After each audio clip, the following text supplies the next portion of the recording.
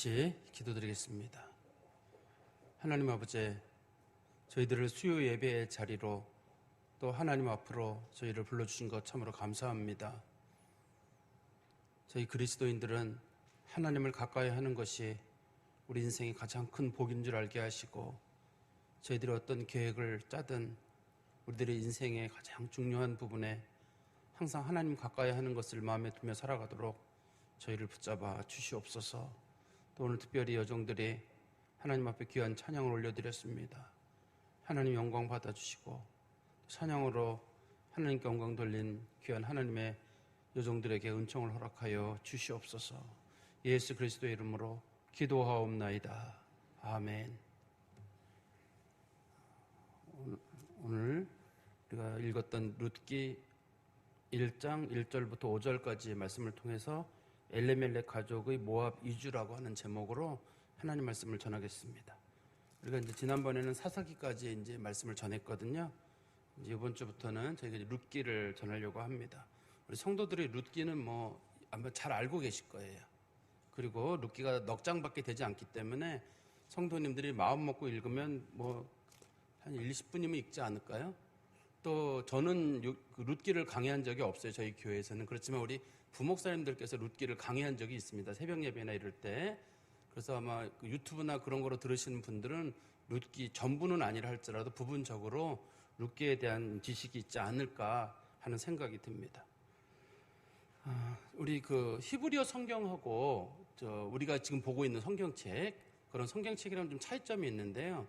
히브리어 성경책에서는 이 룻기나 아가서, 전도서 이런 것들을 오축이라고 불러요. 그러니까 5개 책만 모아놓은 게 있습니다. 히브리어 책에는 5개 책만 모아놔가지고 그중에 뭐 아가서가 들어있다든지 룻기, 전도서, 예레미야, 에가, 에스더 5개거든요. 요거는 특별한 날 항상 이스라엘 백성들이 즐겨 읽는 그런 성경책이라고 하거든요. 예를 들어서 아가서는 이스라엘 백성들이 6월절에 읽는다고 제가 지난번에 말씀드렸었는데, 룻기는 여기 보면 이제 보리 추수할 때가 나오잖아요. 성경의 안에 보면은. 그래서 이스라엘 백성들이 맥추절 때 항상 이거 읽었고, 그다음에 전도서 같은 경우는 추수감사절 때 이스라엘 백성, 소위 수장절이라고 불리는 추수감사절 때 읽었고, 예레미야 에가는 성전이 멸망했던 날, 성전이 멸망했던 날이 이제 예레미야에 보면 나오거든요. 그때가 한 5월 며칠 날이가 되는데, 그때 성전 멸망했던 날, 그날을 기념하는 날 성경을 읽고, 그다음에 에스더서는 이스라엘 백성들이 포로로 끌려갔다가 거기서 한번 죽을 뻔한 적이 있었잖아요. 그때 제비 뽑기를 통해 가지고 하나님 앞에 은혜를 얻은 적이 있었는데, 그때 그 제비를 뽑는 거를 성경에서 부림이라고 부르거든요. 소위 이스라엘 백성들이 죽을 뻔했다가 살아난 그날, 에스더랑 모르드게를 통해서 하나님이 역사하셨는데, 그날을 기념하는 부림절이라고 하는 그날에는 이제 에스더서를 이스라엘 백성들이 읽었습니다. 그래서 이거를 히브리어 성경, 우리가 이제 똑같은 성경이라도 성경을 분류하는 방식이 여러 개예요. 분류하는 방식이 여러 개인데, 이제 히브리어 성경에서는 이걸 오축이라고 부르고, 그다음에 이제 70인역이라고 하는 성경책이 있어요. 그거랑 우리는 비슷하게 되거든요. 70인역이란 거는 원래 히브리어로 기록된 게 원래 구약 성경이에요. 그런데 그거를 히브리어를 아는 사람들이 점점점 없어지게 되니까, 당시에 이제 소위 알렉산더 대왕이 다스리고 있는 헬라 제국이 큰 역사를 하게 되면서 사람들이 더 이상 성경을 히브리어 성경책을 안 보는 거예요. 그래서 사람들이 70인역이라고 하는 소위 그리스어로 성경책을 번역하게 됩니다. 70인역이라고 불리는 이유는 그 성경책을 번역할 때, 그리스어로 번역할 때 관련된 장로님들의 숫자가 70명이었다라는 그런 전설이 있어가지고, 그래서 이걸 70인역이라고 불러요. 이게 이제 기원전 2세기경에 이제 번역이 됐거든요. 그때는 룻기가 어디에 들어갔냐면 역사서에 들어있어요. 성경에서 역사서는 어디부터가 역사서냐면 여호수아서, 사사기, 룻기, 사무엘 상하, 열왕기 상하, 이게 역사서라고 부르거든요. 일반적으로 여기에 들어 있습니다. 우리도 이제 이거를 그대로 따라서 우리도 하는데요. 대신 여러분 조심할 게 있어요. 이 성경을 분류하는 방법은 임의로 정해놓은 거기 때문에 이걸 가지고 뭐 이게 맞다 틀리다. 예를 들어서 옥중서신이 몇 가지입니까? 옥중서신이 몇 가지라고 정의 내리기가 어려워요. 그냥 사람이 붙인 거예요. 이게 바울이 감옥에서 썼으니까 옥중서신이라고 부르자. 근데 누구는 그게 옥중에서 안 썼을 수도 있다라니까 옥중서신으로 안 부르겠다고 하거든요. 어떤 분은 옥중서신은 에베소, 빌립보, 골로새, 뭐 디도서 이거다 뭐 이런 식으로 얘기하는데, 빌레몬서 이런 식으로 얘기하는데 꼭 그럴 필요도 없어요. 성경을 나눌 때는 그거는 그냥 사람들이 임의로 나누는 거니까 그거 뭐 모른다고 해가지고 목회서신이 뭔지 모르고 옥중서신이 뭔지 모른다고 해가지고 성경을 모르는 것도 아니고 또 그걸 안다고 해가지고 그게 소위 알량한 지식에 불과해요. 그거 알아도 되고 몰라도 되는 거거든요. 그걸 가지고 너 옥중서신 이름 대봐. 못 대면 와서 이것도 모르냐고. 많이 아는 사람들일수록 모릅니다. 왜냐하면 정의를 내리는 사람이 다 달라요. 그런데 사람이 지식이 좁아지면 내가 어느 책에서 본 그 지식이 있을 거 아니에요. 그걸 딱 봐가지고 누구는 옥중서신이 이거라고 말했으니까 딱 그걸 정해가지고 무조건 옥중서신은 이거. 그 다음에 또 뭐 목회서신은 이거. 이런 식으로 얘기하는데 그거는 성경을 분류하고 할 때 보기 편하게 만들어 놓은 구별 방법이지 그 성경을 보는 게 좀 뭐 원래부터 이건 목회서신으로 기록되거나 이거는 원래부터 뭐 옥중서신으로 기록되거나 그런 건 없습니다. 그냥 임의로 붙여놓은 거예요. 그래서 여러분들이 여기 히브리어 성경에서는 이걸 오축이라고 불리고 또 70인 여기서는 역사서라고 불리는데 뭐 어떻게 불리느냐는 별로 그렇게 중요한 가치는 아니에요. 어떻든 이스라엘 사람들은 이걸 역사서로 봤습니다. 당시에. 그런데 우리가 한 가지 고민이 있어요. 이제 여호수아 서잖아요. 서로 끝나잖아요. 그죠? 여호수아 서. 사사 기로 끝나요.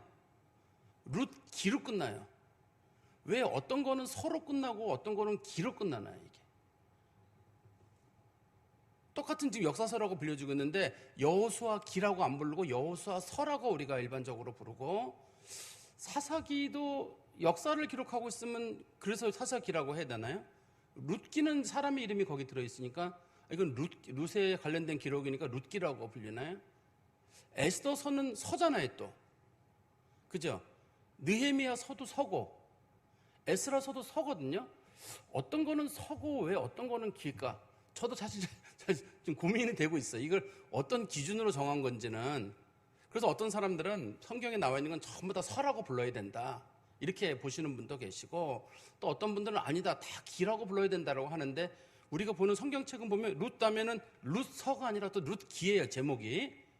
그러면 이게 어떤 기준이냐면 그 저자가 그 자기에 관련된 내용을 기록하고 있는 경우 예를 들어서 에스라서, 느헤미야서, 에스더서는 본인이 기록하고 있는 거거든요. 그게 저자와 그 내용의 중심적인 인물이 같은 사람이에요. 여호수아서도 마찬가지입니다. 그런 경우는 서예요. 에스라서, 느헤미야서, 에스더처럼 서고 누구누구에 관해서 기록된 거. 이게 룻기 같은 경우는 기예요. 예를 들어서 열왕기서는 열왕이 기록한 게 아니잖아요. 그 열왕에 관련된 내용들을 기록한 거잖아요. 누구누구에 관한 내용을 기록한 건 기라고 부르거든요. 이게 아마 한자식에서 역사를 나눈 그 책의 이름을 붙이는 그런 거에서 나온 것 같아요.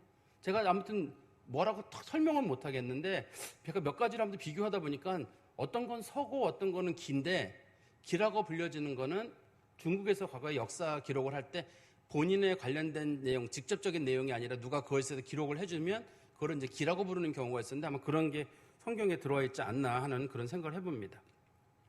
그리고 이 룻기가 언제 기록됐는지를 우리가 이제 짐작을 할 수 있는 것은 이 룻기 맨 뒤에 4장에 보시면 그 맨 뒤에 그 사건이 하나 들어 있습니다. 한번 18절부터 보세요. 룻기 4장 18절에 보시면 베레스의 계보는 이러하니라. 베레스는 헤스론을 낳고 헤스론은 람을 낳고 람은 아미나답을 낳았고 아미나답은 나손을 낳았고 나손은 살몬을 낳았고 살몬은 보아스를 낳았고 보아스는 오벳을 낳았고 오벳은 이새를 낳고 이새는 다윗을 낳았더라. 이렇게 지금 여기 보면 다윗왕까지 나오잖아요. 그러면 요 역사적인 내용만 놓고 보면 다윗왕이라는 이름이 있으니까 이게 다윗 시대쯤에 기록이 됐다라고 우리가 이제 봐야 될 거예요. 이거를요. 이거 다윗왕이라는 이름이 여기 들어 있잖아요. 다윗왕이 들어 있으니까 이건 아마 다윗왕 시대에 누가 기록을 했다. 이렇게 이제 보는 경우가 일반적으로 많거든요. 근데 어떤 분들은 아니다. 요 뒤에 있는 족보만은 나중에 누군가가 집어넣었을 것이다. 일반적으로 이제 룻기를 누가 기록했는지 룻기 저자를 잘 모릅니다. 일반적으로는. 그렇지만 시대를 구분할 수는 있죠. 적어도 다윗왕이라는 이름이 나와 있으니까 그 다윗왕과 관련된 어느 시기에 기록된 거라고 우리가 다윗왕이 나오고 난 그 다음에 기록됐을 거 아니에요. 다윗왕이라는 인물이 여기 나오니까. 그러면 성경에서 다윗왕의 역사를 우리가 볼 때 우리가 이제 우리가 뭐 무슨 사건은 몇 년. 우리 뭐 지난번에 목사님께서 아브라함은 뭐 2100 기원전 2100 몇 년. 그런 건 우리가 이제 추론하는 경우고요. 성경에서 이제 정확하게 역사를 알 수 있는 사건이 있어요. 솔로몬이 그 성전을 지었던 해가 있어요. 솔로몬이 성전을 지었던 해는 기독교 성경에도 나와 있지만 전 세계 그 주변에 있는 나라에서도 기록이 남아 있어요. 솔로몬이 성전을 지었다는 기록이. 그게 아마 당시 큰 건축물이었던 것 같아요. 그거는 이제 기원전 966년이라는 기록이 남아 있어요. 그래서 성경의 역사를 따질 때는 그게 기점이에요. 그걸 기점으로 정해가지고 이스라엘 솔로몬 때 성전 건축을 하고 나서 솔로몬이 뭐라고 얘기하냐면 그 열왕기에서 이렇게 얘기를 합니다. 우리가 출애굽한 지 480년이 지났다. 이런 식의 설명을 붙여요. 출애굽한 지 480년에 하나님의 은혜로 성전을 짓게 되었다. 그러면 이스라엘 백성들이 출애굽한 연도를 우리가 역산하면 되잖아요. 거기다 480년을 더하게 되면 이스라엘 백성들이 출애굽한 연대. 그래서 우리는 출애굽한 연대를 기원전 1446년이라고 하는 거예요. 솔로몬이 성경에 말하고 있는 그 연도를 뒤로 돌려가지고 1446년이라고 말을 하는 거고, 그럼 이스라엘 백성들이 가나안 땅에 들어간 건 언제냐? 출애굽한 지 40년이 지났으니까 1406년이 되겠죠. 그 기준을 정해가지고 우리는 그걸 이제 역사 중요한 기준으로 봐요. 그렇지만 이제 요 기준을 저 같은 기준을 정하는 사람들을 우리가 보통 보수적인 목사님들이라고 부르고, 진보적인 목사님들은 그렇게 보질 않아요. 그 출애굽기 할 때 보면 이스라엘 백성들이 라암셋하고 비돔과 라암셋에 당시에 그 국고성을 2개 만들었거든요. 국고성을 2개 만들었는데 그 국고성을 만들 때 그 국고성의 이름이 라암셋이라고 하는 걸 보니까 당시에 그 애굽의 바로가 아마 라암세스였을 것이다. 그러니까 당시에 라암세스라는 왕이 있었거든요. 애굽에. 그 라암세스 2세라고 하는 사람이 있던 시기가 기원전 1250년인가 되거든요. 아마 그때쯤이 아닐까? 이렇게 추론하는 거. 그리고 고고학적인 자료로도 봤을 때도 기원전 1250년이 맞는 것 같다. 이렇게 이제 보시는 분들이 계세요. 출애굽 연대를. 그래서 이게 어떤 교회에 가면 출애굽 연대를 1446년으로 보고, 어떤 분들은 1250년이나 1260년으로 보고, 성경을 바라보는 시선이 좀 달라요. 그 연도에 대해서 200년이라고 하는 큰 차이를 보이고 있습니다. 큰 차이를 보이고 있는데, 저는 그래도 이 성경 연대가 성경에서 가장 중요한 건 외적인 자료보다는 성경 내적인 자료가 제일 중요해요. 아까 제가 얘기했던 것처럼 솔로몬이 성전을 짓고 우리가 처음으로 말했던 것처럼 우리는 성경 말씀이 정확무하다고 믿잖아요. 성경 말씀은 어떤 역사적인 기록이나 혹은 고고학적 발견이나 그거보다 더 중요해요. 예를 들어서 어떤 과학자들이 막 연구해 보니까 진화론이 맞는 거예요. 고고학적 자료들이나 모든 걸 다 모아보는데 역시 진화론이 맞는 거예요. 그런데 우리는 그런 얘기가 나왔을 때 쓱 웃어요. 인간들이 말한 거는 다 론이잖아요. 진화론이란 논이지만 우리는 정확한 하나님의 말씀이 한마디로 뭐라 그러냐면 태초에 하나님이 천지를 창조하시니라. 그 한마디 속에 다 모든 게 해결이 돼요. 만약에 태초에 하나님 천지를 창조하신 게 아니면 우리 기독교란 종교는 무너지는 거거든요. 그냥 저절로 만들어지고 진화의 과정을 겪어서 여기까지 오고, 그런 걸 우리는 받아들이기가 어려워요. 그래서 우리는 성경에서 말하는 기본적인 그런 원칙, 성경에서 하나님이 태초를 창조하셨다. 그 다음에 하나님께서 각양 동물들과 또 새와 그 다음에 또 뭐 나무들, 씨 맺는 채소들 다 하나님 만드셨다. 하나님 보시기에 좋았다. 이게 원래부터 하나님께서 각양 모양으로 만드신 거구나. 거기에 더 이상 이론의 여지가 없어요.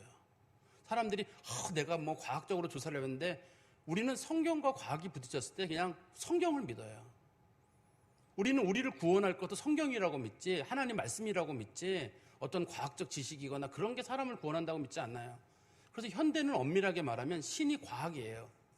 사람들은 성경보다도 성경도 최대한 과학의 입장에서 설명하려고 하고 과학적인 입장에 맞으면 성경이 맞다고 생각하고 그게 맞지 않으면 성경도 틀리다고 생각하는 거예요. 그래서 현대인들은 과학이 신이에요. 과학을 신으로 섬기는 사람들을 유물론자라고 부르거든요. 유물론자들의 대표적인 사람들이 공산주의자들이에요. 그래서 현대 인류는 엄밀하게 따지면 정신세계, 영적인 세계, 하나님 말씀 이런 것들은 별로 고려하지 않고 물질 세계와 과학의 세계만 소중히 여기는 눈에 보이는 세계들 그것만 소중히 여기는 소위 공산주의적 가치관을 우리들 머릿속에 확 가지고 있어요. 그거는 믿는 사람이거나 안 믿는 사람이고 대부분이 우리가 거의 좀 공산주의적 그런 가치관, 물론 그거는 이제 옛날에도 있었습니다. 그 그리스 로마 시대에도 데모크리토스라고 하는 사람이 있었거든요. 원자론을 처음에 주장했던 사람. 뭐 그런 사람들도 있었습니다만 어떻든 간에 현대인들은 이게 봤을 때 연도를 정할 때나 뭘 정할 때에도 내가 고고학적 자료를 봤는데, 그러면 우리는 성경이 이렇게 말하는데 성경은 그거는 무슨 진리에 관한 책이 아니라 사람들을 좋은 방향으로 이끌어주는 하나의 가이드북이나 참조 자료지, 이렇게 생각하는 분이 계세요. 근데 우리는 성경은 정확무한 하나님의 말씀이에요. 우리는 여기에 구원이 있다고 믿으니까 인생을 거는 거예요. 우리가 여기에 인생을 거는 이유는 이게 정확무한 하나님의 말씀이니까 근데 인생을 거는 거지, 이게 뭐 맞을 수도 있고 틀릴 수도 있고 좋은 얘기하고 뭐 우리가 죄를 지었는데 죄를 깨끗하게 하시는 예수님의 피다. 사람들이 아니 어떻게 예수가 사람의 죄를 깨끗하게 할 수가 있어. 그럴 때 우리는 성경이 말하는 약속을 믿기 때문에 예수의 피가 우리를 깨끗하게 했다고 믿고, 천국 갈 때도 예수님의 피를 우리는 그 천국 들어가는 그 승차권처럼 내놓을 거거든요. 난 예수의 피로 깨끗함을 받았습니다. 이렇게 내놓을 거거든요. 근데 그렇지 않은 사람들은 나 열심히 살았습니다. 날 인류를 위해서 봉사했습니다. 저는 우리 가족들을 사랑했습니다. 그런 걸 내놓을 거예요. 하나님께서는 다른 거 필요 없고 너 예수 믿었느냐? 예수의 피를 내놔라. 예수 피는 없고 저는 아무튼 열심히 살았고요. 착하게 살았습니다. 그런 거 말고 예수의 피를 내놔라. 예수의 피를 넌 덧입었느냐? 하나님 그것만 보시는 거예요. 그래서 우리는 성경 말씀에서 구원의 진리를 얻고 그걸 우리가 살아가는 유일한 원리로 여기고 살아가는 거죠. 다시 지금 연도 얘기가 제가 좀 이렇게 빗나갔는데요. 어떻든 이 사사기가 기록된 시점은 그 다윗 왕이라는 인물이 나오는 걸 보니까 다윗 왕이 기원전 1000년경 사람이거든요. 그 다윗 왕이 죽고 난 다음에 다윗 왕이 이제 왕으로 즉위하고 40년 동안 왕이 있었거든요. 30살에 다윗이 왕이 됩니다. 30살에 왕이 있고 그리고 70세에 죽거든요. 그리고 나서 솔로몬이 성전을 얼마 뒤에 짓게 되잖아요. 그러니까 솔로몬과 다윗은 최소한 40년의 차이가 있기 때문에 우리가 보통 다윗 왕은 언제 사람이었냐? 그러면 다윗 왕은 기원전 1010년경쯤 사람이다. 이렇게 봐요, 다윗 왕을. 그리고 그에 바로 전에 있던 그 사울왕 같은 경우는 1050년경의 사람이다. 이런 식으로 우리가 역사를 추론해서 일반적으로 보거든요. 그런데 그러면 요 시대를 어느 시대쯤으로 볼 것이냐 할 때 많은 분들이 이때가 사사 입다랑 그 삼손이 살던 그 시대쯤으로 일반적으로 봐요. 그 이유는 여기 보아스라는 인물이 등장하잖아요. 우리 맨 끝에 보시면 보아스라는 인물이 등장을 하는데 그 보아스라는 인물 때문에 그래요. 보아스가 다윗 왕에 보세요. 우리 21절에 보시면 4장 21절입니다. 룻기 4장 21절에 보시면 살몬은 보아스를 낳았고 보아스는 오벳을 낳았고 오벳은 이새를 낳고 이새는 다윗을 낳았더라. 여기 보니까 다윗 왕의 아버지가 이새, 할아버지가 오벳, 증조 할아버지가 보아스네요. 그죠? 여기 보니까 증조 할아버지가 보아스니까 당시에 우리가 대수를 얼마큼 따지는지 모르겠는데 30년을 따지든 40년을 따지든 성경에서는 이스라엘 백성들의 대수를 40년으로 합니다. 우리나라는 대수가 30년이잖아요. 한 대가. 우리나라는 한 대를 30년으로 계산하거든요. 성경에서는 한 대가 40년이에요. 어떻게 하냐면 이스라엘 백성들이 광야에서 죽은 이유가 한 대가 죽는 거예요. 40년이. 그래서 한 대가 죽은 거거든요. 그래서 이스라엘 백성들이 40년 동안 광야 생활을 하다가 죽게 됐는데요. 그런 것처럼 40년을 기준으로 삼다 그러면 아버지, 그 다음에 할아버지, 증조 할아버지 이렇게 가다 보면은 이게 시기적으로 짐작할 수 있는 게 이때가 적어도 한 기원전 1100년, 1200년 어디쯤 되겠, 1200년에서 1150년 어디쯤 되겠다. 그리고 위에 보세요. 거기 보시면 20절에 4장 20절에 보시면 암미나답은 나손을 낳고 나손은 살몬을 낳았고 나손하고 살몬이 요 사람네들이 사실은 이스라엘 백성들이 가나안 땅에 들어올 때 그 영적 지도자들이었어요. 그 유다 지파의 지도자들이었거든요. 이 사람네들이. 그러니까 중간에 빠진 인물이 있을 거예요. 왜냐하면 그 기원전 1446년에 출애굽할 당시에 이스라엘은 군대였기 때문에 각 군대마다 지휘관을 세웠거든요. 그때 나손과 살몬이 지휘관이었어요. 특별히 살몬이 엄밀하게는 살몬이 그 라합의 손을 잡는 바람에 살몬이 라합이랑 결혼하잖아요. 뭐 그러잖아요. 그죠? 그렇게 결혼하게 되기 때문에 살몬이 여리고성을 공격할 때 살몬이 들어가거든요. 거기에 그 살몬의 부인이 라합이에요. 그다음에 라합의 아들이 보아스거든요. 성경에서는. 그러니까 이걸 따지고 놓고 보면은 연대 매기기가 어려워요. 왜냐하면 출애굽 가나안 땅에 들어간 시기는 1440년인데 이 사람네들이 지금 이 정확한 그 시기를 보면은 보아스는 그 라합의 아들이니까 어떻든 간에 몇 년밖에 안 될 터인데 중간에 명단이 몇 개가 좀 빠진 것처럼 보입니다, 이게. 그래서 성경을 풀 때 조심스럽다 그랬잖아요. 보수적인 분들은 1446년을 기준으로 보는데 어떤 분들은 1250년을 보는 이유는 여러 가지 이유 때문이에요. 이런 문제를 풀어야 될 때 문제를 어떻게 푸느냐. 그런데 우리가 잘 아는 그 만화 영화 이집트 왕자 있잖아요. 만화 영화 이집트 왕자는 1250년에 이스라엘 백성들이 출애굽했다고 하는 라암세스 2세를 기준으로 삼은 영화. 그래서 소위 보수적인 기독교에서는 굉장히 그걸 불쾌하게 생각하죠. 아, 저거는 굉장히 좀 진보적인 소위 자유주의 신학이라고 부르거든요. 저건 그런 분들이 만든 거다. 우리 보수적인 사람들은 일반적으로 출애굽할 때 그 바로의 이름이 투트모세스 3세라고 하거든요. 투트모세스 3세인 걸 어떻게 알 수 있냐면 당시에 모세란 이름이 있잖아요. 출애굽을 인도했던 모세 당시에 그 바로의 아들들이 전부 다 이름이 모세예요. 그 사람만 모세가 아니라 다 모세예요. 이모세, 전모세, 소두모세, 누구든 모세, 다 모세입니다, 이름이. 물에서 건져냈다고 해서만 모세가 아니라 그 사람만 모세가 아니라 다 모세예요, 이름이. 그러니까 모세가 이름이 모세라고 불려졌고 모세의 어머니가 하셉투스거든요. 하셉투스인데 이렇게 모세란 이름이 많이 나왔던 얘기는 어떻든 그 시대가 투트모세스 3세처럼 모세란 이름이 많은 시기에 그때만 모세가 있었거든요. 그러니까 우리는 그때를 생각해가지고 이거를 기원전 1446년 출애굽했다고 우리가 보는데요. 오늘 본문의 내용만 놓고 보면 어떻든 간에 이게 나손도 나오고 살몬도 나오고 보아스도 나오는데 보아스 부인이 룻이잖아요. 보아스의 부인에 관한 얘기거든요. 그 다윗 왕의 증조 할머니에 관한 얘기이기 때문에 다윗 왕의 역사를 우리가 딱 기점으로 정한다 그러면 적어도 다윗 왕부터 시작해가지고 100여 년 전에 있던 얘기가 아닐까 우리가 이쯤으로 짐작하는 게 성경을 보는 좀 중요한 그런 관점이 아닐까. 이 역사를 언제쯤 일어나는 일인지를 알게 되면 좀 좋을 것 같아서요. 그리고 이 룻기서의 주제가 뭐냐면 하나님은 이방인이나 유대인이나 상관없이 똑같이 구원하신다는 거예요. 하나님께서는 뭐 유대인만 구원하시고 이방인은 구원하지 않고 뭐 그런 게 아니라 유대인이나 이방인이나 모두 다 똑같이 구원하세요. 그런데 이 중간에 왜 갑자기 룻기로 끝나야 되는데 룻기 끝에 왜 다윗 얘기가 왜 들어있을까요? 룻기 끝에 가면 다윗이 들어있잖아요. 그죠? 뭐 이새는 다윗을 낳으니라 이렇게 돼 있단 말이에요. 그러면 이게 뭐랑 연결이 되냐면 우리 한번 사사기 맨 끝에 보세요. 사사기 21장 25절에 보면 이렇게 끝나잖아요. 그때 이스라엘에 왕이 없으므로 사람이 각기 자기의 소견에 오른 대로 행하였더라. 이때의 왕은 첫 번째는 하나님을 왕으로 모시지 않았기 때문에 그런 뜻이에요. 1차적으로는. 두 번째는 왕 같은 진실된 왕이 없었기 때문에 진실된 왕은 다윗 왕이에요. 두 가지를 얘기하고 있는 거거든요. 그래서 룻기가 이렇게 끝나는 이유는 하나님께서 그러면 어떻게 하나님이 왕이 되셔서 역사를 하시는 장면이 있었느냐. 두 번째는 진실한 왕인 다윗이라는 사람의 가문이 어떻게 됐느냐. 사실 그게 중요한 얘기거든요. 룻 얘기보다는 다윗이라는 사람의 가문은 어떻게 됐느냐.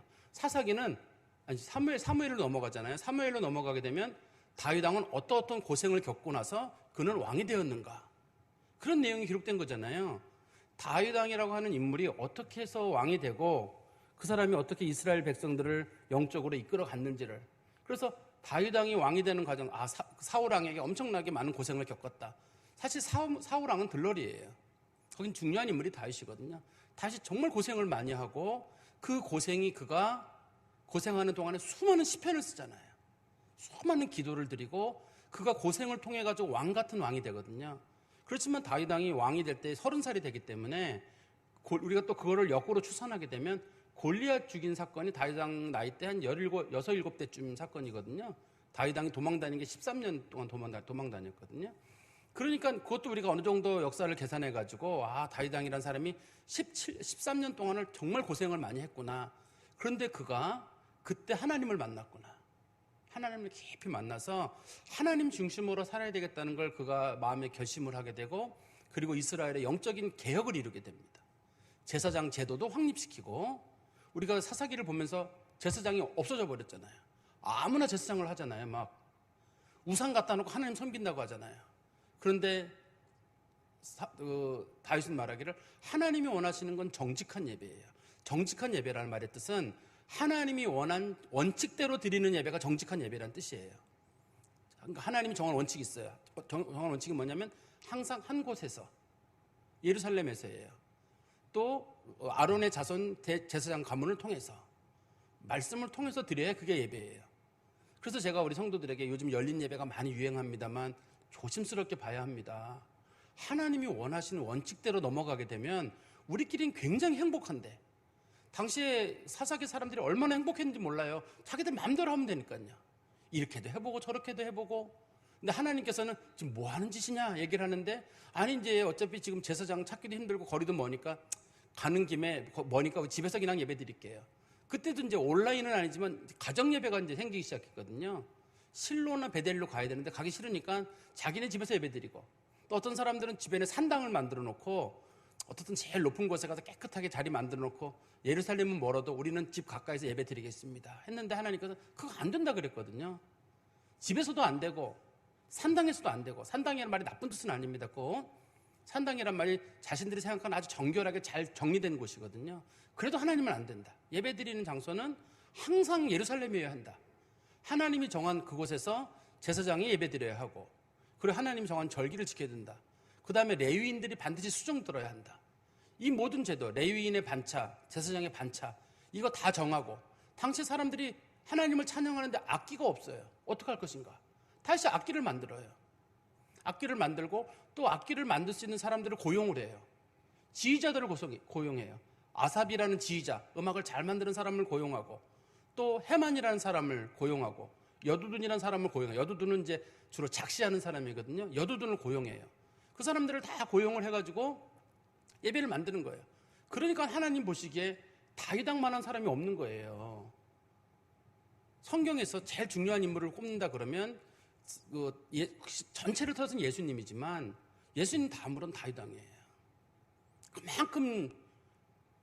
그만큼 그 사람이 역할이 큰 사람인 거예요. 하나님께서 하나님의 마음에 맞는 사람, 그게 다윗이에요. 그래서 다윗의 후손으로 오시는 게 예수님이에요. 아브라함의 후손이라고 부르지 않고, 모세의 후손이라고 부르지 않고 다윗의 후손이라고 부르는 이유는, 하나님 마음에 꼭 드는 분은 사실은 다윗도 아니라 예수님이거든요. 엄밀하게는. 그래서 다윗의 후손 예수 그리스도께서 오는 거예요. 어떻든 우리가 성경 말씀을 보면서 그 룻기에서도 중심적인 주제는, 그러면 다윗왕이란 사람은 어떻게 그 할머니가 이렇게 해가지고 여기까지 왔느냐. 사실 우리는 룻이라는 인물을 봐가지고, 룻이 모압 여자였는데 그 시어머니를 잘 섬겨가지고 이렇게 했지만, 사실은 성경을 잘 보면 하나님께서 기막힌 방법으로 그들을 살려내잖아요.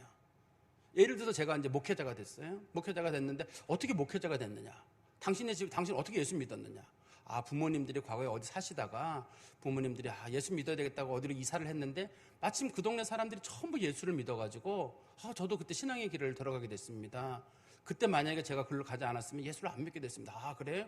당신의 부모님들을 그곳으로 이주하게 하신 분도 하나님이셨군요. 우리가 그런 것처럼 역사를 조금씩 뒤집어 보다 보면 하나님께서 기막힌 방법으로 우리를 인도하시기도 하시고, 때로는 질병으로 인도하시기도 하시고, 때로는 선교사들을 통해서 인도를 받기도 하고, 그게 하나님이 우리를 예수 믿는 사람으로 만들어가는 역사의 과정이잖아요.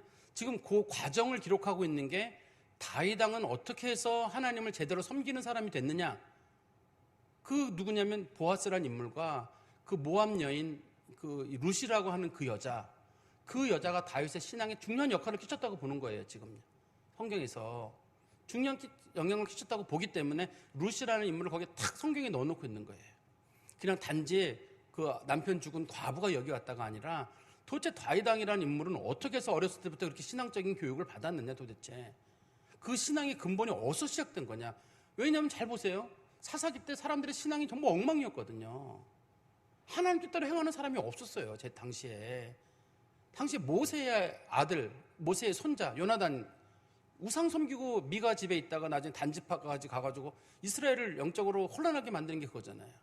아론의 아들 아론의 엘리멜렉, 그 다음에 비느하스가 당시에 지금 레위 지파, 베냐민 지파 사람들이 유다 지파랑 싸워가지고 막 전멸하는 지경에 놓였을 때 그때 비느하스가 있었거든요. 그런 상황이에요. 영적인 지도자라고 우뚝 섰다고 하는 사람들도 다들 어디로 가야 할지 몰랐던데 그때 이상하게 저 모압이라는 곳, 이스라엘 사람들은 모압 사람들하고 원래 교제하면 안 되게 돼 있거든요. 그 사람을 데려다 하나님이 구원의 역사를 이루시는 거기 때문에 굉장한 사건입니다. 이게 왜 굉장한 사건이냐면 한번 보세요. 신명기 23장 3절 4절 한번 보세요. 신명기 23장 3절 4절입니다. 하나님께서 모세에게 말씀하시기를 암몬 사람과 모압 사람은 여호와의 총회에 들어오지 못하리니 그들에게 속한 자는 10대뿐 아니라 영원히 여호와의 총회에 들어오지 못하리라. 그들은 너희가 애굽에서 나올 때 떡과 물로 너희를 길에서 영접하지 아니하고 메소포타미아의 부돌 사람 부올의 아들 발람에게 뇌물을 주어 너희를 저주하게 하려 하였으나, 하나님께서 모세를 통해서 이스라엘 백성들에게 경고를 하나 하셨어요. 너희들 10대뿐만 아니라 영원히 절대 교제해서는 안 되는 사람, 그 사람들은 아들이든 딸이든 절대 이스라엘 총회는 죽어도 못 들어온다 라고 정해준 사람들이 암몬 자손과 모압 자손이에요. 모압 자손입니다. 그 사람, 이 성경의 이유는 두 가지죠. 이스라엘 백성들이 가나안 길에서 너무 어려운 길을 걸어가고 있을 때 물 좀 달라고 했는데 물을 안 줬어요. 이스라엘 백성 뒤에서 저주하려고 했거든요. 하나님께서 이렇게 이스라엘 백성들을 힘겹게 한 사람들은 하나님 반드시 저주하시는데 모압이 그 저주에 들어있어요.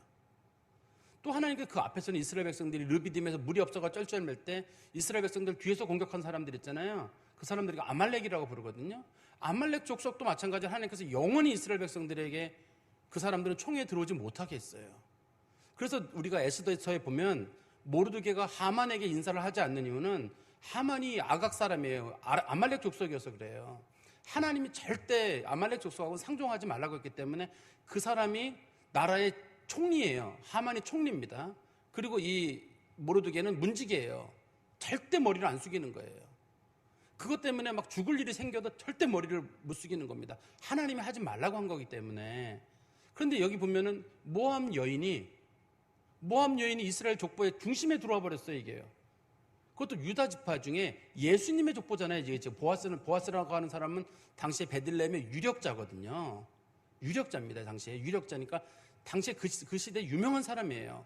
어떻게 유명하냐면 그의 아버지나 그의 할아버지가 유다 지파의 지도자들이었거든요. 보아스가 지도자였기 때문에. 근데 그 사람이 이 여자를 받아들였어요.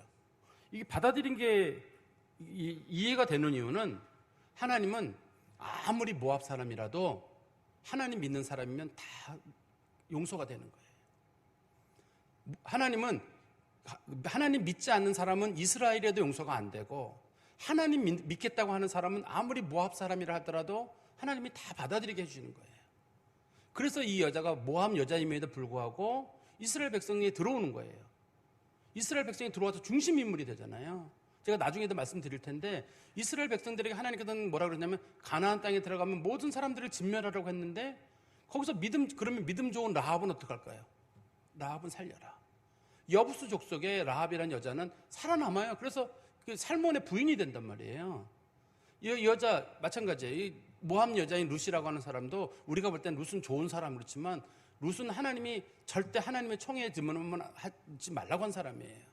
그렇지만 그 사람이 믿음이 좋은 사람이에요. 그래서 그 사람 믿음 좋은 사람에서 이스라엘 족보에 들어가게 됐어요. 또 그 위에도 보면 하나님께서 이스라엘 백성들의 피를 순수하게 하게 했거든요. 그렇지만 그 유다가 자기 며느리 가나안 여자를 며느리로 드렸거든요. 다말을 가나안 여자예요. 가나안 여자를 며느리로 드렸는데 어떻게 그 며느리하고 사이에서 차식을 낳게 돼요. 유다가 가나안 여인은 절대 이스라엘 피에 섞이지 못하게 하고 있었거든요. 그 사람도 거기 들어와요. 그 다음에 우리가 잘 알고 있는 그 다윗 왕과 문제가 있었던 밧세바 같은 경우도 햇사람 우리아의 아내거든요. 햇이라고 하는 나라가 당시에 히타이트라고 불려지는 이방 나라거든요. 하나님께서 거기도 하나님 멸하라고 한 사람들이거든요. 그 족속에 하고 부인이었던 사람 우리아의 아내 밧세바를 받아들여서 다윗이 그 사이에 솔로몬을 낳게 되거든요. 그러니까 하나님의 역사 속에서는 믿음이 있으면 종족이나 그런 걸 다 초월하는 거예요. 저 사람이 예수 믿는 사람이다. 그러면 유대인이냐 이스라엘 사람이 그런 나중에 유대인들은 막 따지거든요. 막 따지는데 막 따진다 할지라도 하나님의 법에서는 믿음을 가진 사람이 제일 우선이에요. 믿음 가지면 구약에도 다 용서가 되는 거예요. 그 사람 믿음이 있었다. 그러면 누구라도 다 용서가 되고 은혜가 있고, 그러나 거꾸로 믿음이 없는 사람은 아무리 유대인이라 하더라도 그 사람들에겐 구원이 없어. 할례를 받든 아브라함의 후손이든 율법을 달달 외우든 그래도 구원이 없죠. 또 한 가지는 우리가 에스라서 10장 한번 11절 보시면, 에스라서 10장 11절입니다. 이제 너희 조상들이 하나님 앞에서 죄를 자복하고 그의 뜻대로 행하여 그 지방 사람들과 이방 여인을 끊어버리라 하니. 에스라서에서는 이 얘기가 왜 나왔냐면, 이스라엘 백성들이 그 포로로 끌려가게 된 원인이 뭐냐 할 때 이스라엘 백성들은 크게 깨달은 게 있어요. 우리가 가나안 사람들을 멸하지 않고 가나안 사람들을 용인했기 때문에 우리 민족이 결국 가나안의 우상 숭배를 받아들여서 여기까지 온 거다. 우리는 이제 가나안 사람들과 상종도 하지 말고 유대인이 아닌 사람들하고는 상종하지 말자고 에스라가 선언을 하게 됩니다. 그래서 심지어는 결혼을 했다 할지라도 그 사람이 하나님을 믿지 않는다 그러면 다 쫓아버려라. 아기가 있어도 아기도 쫓아버려라. 하나님 믿지 않는 여자랑은 이혼하고 내보내고 아기도 다 쫓아보내라. 아기들도 다 내보내라고 했어요, 당시에. 그러니까 이스라엘 원칙에서는 이방인들과의 국제 결혼이 허락이 안 돼요, 당시에. 근데 이 집은 국제 결혼을 한 경우거든요. 근데 여기도 마찬가지로 믿음이 있는 사람은 용서가 되는 거예요. 믿음 있는 사람은 용서가 되기 때문에 이 룻이라고 하는 인물이 여기 들어온 거예요. 근데 성경적 내용을 보다 보면 룻은 여기 들어오면 안 돼요. 그것도 이스라엘 백성들이 최고 중심으로 여기고 있는 다윗 왕의 계보가 제일 핵심이거든요, 거기가. 다윗 왕의 계보에 이방 여인이 들어있다는 건 참 하나님께서 기이하게 사용하시는 것. 그러니까 룻기의 주제는 뭐냐? 하나님께서 물론 다윗 왕의 가문을 만들어 주시는 게 주제이긴 합니다만, 그래도 하나님께서는 이방인이나 유대인이나 모두 상관없이 하나님은 구원하신다 하는 게 이제 하나님께서 말씀하시는 중심적인 내용인 것 같아요. 제가 너무 서론을 말하다가 얘기가 좀 길어졌네요. 그래도 한 절은 보고 우리가 좀 마쳐야 될 것 같아요. 1절에 보시면 사사들이 치리하던 때라는 거 할 때부터 제가 아까 말씀드리기로 연대라고 할 때 이걸 짐작하기로는 아마도 입다랑 삼손이 있는 어느 시기, 그때쯤 되지 않을까 이렇게 우리가 추론을 할 수 있습니다. 그때쯤으로. 그런데 우리가 사사라는 말을 다시 한번 좀 살펴볼 필요가 있어요.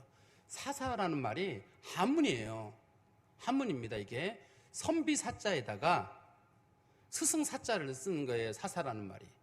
선비사자에다 스승사자를 쓰는데 우리나라는 선비와 스승이라는 뜻이지만 중국에서는 이 사사라는 이게 재판관을 부르거든요. 형벌을 하거나, 그러니까 법령을 제정하거나 형벌을 매기는 재판관을 중국에서 옛날에 이걸 사사라고 불렀어요.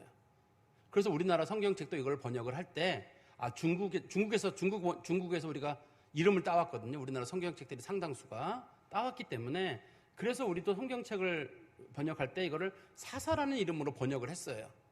그래서 우리나라 사람들은 사사 그러면은 옛날에 중국에서 법률을 만들고 또 형을 집행하던 재판관을 부르는 말이었으니까 사사는 재판관이겠다. 이렇게 이제 우리가 보는 게 익숙하고, 또 영어 성경에도 마침 이게 뭐라고 되어 있냐면 이게 이제 저지라고 되어 있어요. 재판관이라고 되어 있습니다. 이게. 그렇게 돼 있어가 사람들이 이건 재판관을 말한다 이렇게 생각하는 사람도 있고, 어떤 사람은 이게 히브리어로 쇼페트라고 부르고 쇼페팀이라고 부르거든요. 복수형으로 쇼페팀이라고 부르니까 당시에 쇼페팀이 재판관의 역할을 했다 그러는데, 제가 지난 시간에도 말씀드렸는데 사사는 재판을 한 적이 없어요. 성경에 보면 한 번도. 종교적 지도자인 적도 없어요. 엄밀하게 말하면 사사는 군 지휘관이에요. 평상시에는 자기 일을 하다가 전쟁이 일어나면 이스라엘 백성들을 모아서 함께 다른 이방 사람들을 공격하는 것. 그러니까 말로는 이게 쇼페팀이란 말이 재판관이다. 사전 찾으면 재판관이라고 되어 있지만 엄밀하게는 재판관이란 말보다는 성경적 문맥에 놓고 봤을 때는 이거는 군 지휘관이라고 보는 게 훨씬 더 맞는 표현이 아닐까 싶습니다. 그래서 사사들이 치리하던 때라고라는 말도 사사들은 사실 엄밀한 의미에서 누구를 치리한 적이 없어요. 기드온의 아들 아비멜렉 때만 잠깐 치리를 했기 때문에 엄밀하게 말하면 사사들이 활동하던 때라고 우리나라 말로 바꾸는 게 좋아요. 사사들이 활동하다는 말은 사소들은 일을 하다가 중간에 흩어져서 자기 집으로 가기도 하고 다시 전쟁이 일어나면 모이기도 했었거든요. 그리고 두 번째는 다시 1절에 가보시면 그 땅에 흉년이 드니라. 당시 우리가 지금 이 장소가 어디냐면 그 땅은 가나안 땅이에요. 가나안 땅이 크게 흉년이 들었는데, 가나안 땅에 흉년이 가나안 땅에 흉년이 드는 이유가 가나안 땅에 큰 강이 하나가 요단강이라고 하는 큰 강이 흐르잖아요. 근데 당시에는 이 물을 갖다가 어떻게 쓸 방법이 없어요. 지금은 양수기라도 있고 수차 같은 게 있어 이용을 할 텐데 그 요단강 쪽에 이렇게 깊이가 아주 깊어가지고 끌어올릴 방법이 없어요, 이 물이. 그리고 이 물이 비가 많을 때는, 비가 많이 내릴 때는 물이 수량이 있고 비가 별로 없을 때는 물이 좀 마른 강에 속하거든요, 이게. 그러니까 이 물을 끌어다 쓸 방법이 별로 없어요. 이스라엘 백성들은 요단강은 그냥 바라보는 강이에요. 평상시에는 그냥 비를 주시거나 이슬을 주시거나 그걸 가지고 그냥 살아가는 거예요. 그래서 가뭄이 잦아요. 그래서 성경에 보면 아브라함도 가뭄 때문에 애굽에 갔었고 이삭도 갔었고 야곱도 가고 다 가잖아요. 이 사람네들이 가뭄이 자주 있어가지고 자주 그쪽으로 움직이게 되는 일이 있거든요. 그러니까 여기서는 특별히 강도 없고, 특별히 성경에서는 베들레헴에 보면 베들레헴은 특별히 거기는 뭐 강도 없고 또 비가 오면 흐르는 와디라고 하는 게 있거든요. 우리나라 말은 간헐천이라고 부르는데 그것도 없어요. 또 우물은 있어요. 우리가 다윗 왕이 나중에 자기가 베들레헴에서 물 먹고 싶다 그래 자기 부하들을 보내가지고 물을 마신 적이 있었거든요. 우물은 있지만 기본적으로 물이 많이 흐르는 샘도 없어요. 베들레헴에는. 그러니까 베들레헴이 그렇게 농사짓기 좋은 땅은 아니에요. 당시에 베들레헴은 좋은 장소는 아닌데 어떻든 이스라엘 백성들이 견디기가 어려운 시절 큰 가뭄이 있었던 것 같아요. 그런데 그 가뭄이 아주 모두가 죽을 만한 가뭄이 아닌 것은 보아스의 집안 식구들은 가뭄이 와도 떠나질 않았거든요, 여기를. 지금 이 10년 만에 돌아오는 거잖아요, 가족들이. 10년 만에 돌아오거든요, 뒤에 보면. 10년 만에 돌아오는데 보니까 보아스의 식구들이나 이런 사람들은 다 살아요, 거기에. 그런데 이 엘리멜렉 식구들만 4명만 모압으로 이사를 간 거였거든요. 성경에 보니까. 다른 사람도 이사 간지 모르겠는데 보아스나 이런 사람들은 안 이사 갔어요. 그러면 이 사람네들이 떠난 이유는 가뭄도 큰 이유지만 너무너무 가난한 사람들이기 때문에 조그만 가뭄도 견딜 수 없을 만큼 가난한 사람들이었던 것 같아요. 너무너무 가난했기 때문에 이 사람네들이 여길 떠나지 않을 수 없었다. 돌아와 보니까 사람들은 베들레헴에 잘 살고 있거든요, 여전히. 만약에 이 집 식구들이 떠났을 때 베들레헴이 텅텅 비어 있었다든지 베들레헴 사람들이 굶어 죽었다든지 그러면 좋은데 와보니까 베들레헴 사람들이 행복하게 살고 있거든요. 이 집 식구들만 나가서 지금 고생을 하고 돌아오는 걸 보니까 이 집 식구들이 특별히 가난했던 게 아닌가 하는 그런 생각을 해봅니다. 그리고 다시 성경 말씀 가보시면 유다 베들레헴에 한 사람이 그의 아내와 두 아들을 데리고 모압 지방에 가서 거기 거류하였다. 이 베들레헴이란 말 우리는 베들레헴 그러면은 일반적으로 유다 베들레헴 예수님 태어난 곳을 생각하지만 성경에 베들레헴이 두 군데예요. 북쪽에도 베들레헴이 하나가 있고 남쪽에도 베들레헴이 있거든요. 그래서 성경에서는 베들레헴을 유다 베들레헴만은 특별히 거기다가 그게 유다 베들레헴이라고 붙여놓은 거예요. 그렇지 않으면 사람들이 어느 베들레헴인지 헷갈릴까봐 이것은 다윗의 고향인 유다 베들레헴이다 라는 걸 알려주려고 거기다 유다 베들레헴이라고 불렀는데 베들레헴이라는 말의 뜻이 빵집이라는 뜻이에요. 빵집이라는 뜻인데 이게 왜 빵집이 됐는지는 몰라요. 여기가 근데 보리랑 밀이 많이 나는 지역이어서 사람들이 아마 보리랑 밀을 가지고 빵을 이렇게 만들어서 그걸 지나가다 보면 보리 냄새랑 빵 냄새가 보리빵 냄새나 밀로 된 빵 냄새가 많이 났기 때문인지는 모르겠어요. 그렇지만 지금은 거기 누가 사냐면 팔레스타인 사람들이 살고 있거든요. 베들레헴에는. 팔레스타인 사람들은 그것을 베이트 라함이라고 불러요. 베이트 라함이라고 부르는데 뜻이 뭐냐면 정육점이라는 뜻이에요. 빵집이라는 용어를 정육점이라는 용어로 동물을 죽이는 곳이라는 용어로 바꿔버렸어요. 그러니까 이 무슬림들이 살거든요. 팔레스타인에. 물론 기독교인도 있습니다. 무슬림들이 살고 있는데 이 사람들이 이 용어를 아예 정육점이라는 용어로 바꿔가지고 기독교인들이 생각하는 그 베들레헴의 좋은 그런 가치를 좀 훼손시킨 거라고 우리가 좀 볼 수 있을 것 같아요. 그리고 조금 다시 보시면 여기 보시면 이제 사람들이 베들레헴 한 사람과 그의 아내와 두 아들 4명의 사람들이 여기를 떠나게 되잖아요. 4명의 사람들이 여기를 떠나게 되는데 이 떠나게 되는 사람들에 대한 얘기는 제가 시간이 벌써 32분이 돼가지고 그건 나중에 좀 설명드리겠습니다. 서론 너무 길었네요. 여기까지만 좀 말씀드리면 하나님께서 하시는 구원 역사에는 참 신비한 것 같아요. 그 사사기에서 끝이 끝나면서 저거 어떻게 끝나나 저렇게 되면 큰일 나는데 근데 이 룻기 지나면서 서서히 하나님께서 빛을 보여주시거든요. 정말 생각도 못했던 룻이라고 하는 믿음의 여인이 갑자기 등장하게 돼요. 남편 죽고 시아버지 죽고 자기는 원래 여기 사람도 아닌데 어디서 이상한 여자가 하나 들어왔는데 그 여자를 통해서 새로운 가문이 영적 가문이 세워져 가게 되고, 그 다윗이 거기서 나중에 왕으로서 세워져 가게 되고, 다윗의 집도 넉넉하게 사는 집은 아니에요. 보아스는 넉넉한 사람이지만 다윗의 집은 넉넉한 집은 아니거든요. 그렇지만 다윗이 그래도 거기서 신앙생활을 정말 잘하고 하나님을 잘 만나는 사람이 됐는데, 이 사람은 도대체 어려서 무슨 교육을 받았고, 이 사람은 젊어서 무슨 고생을 했고, 하나님은 그런 과정을 설명하려고 룻기를 기록하고 있는 거거든요. 이 룻기를 우리는 잘 읽어보다 보면, 아, 믿음의 가족들은 이렇게 하면 믿음의 가족이 되는구나. 하나님은 이런 과정을 통해서 다윗을 세우시고 이스라엘의 종교 개혁을 이뤄가시는구나. 우리가 그걸 보면서, 아, 우리도 이렇게 살아야 되겠다. 이렇게 살면 되네. 그리고 우리가 이렇게 교육시키면 되겠네 하는 그런 반면 교사로 삼을 수 있는 좋은 책이 아닌가 싶습니다. 이 말씀을 좀 마음에 두고 사시기를 간절히 소망합니다. 기도하겠습니다. 하나님 아버지, 주님을 감사합니다. 저희들이 이번 주부터 룻기를 살펴보려고 합니다.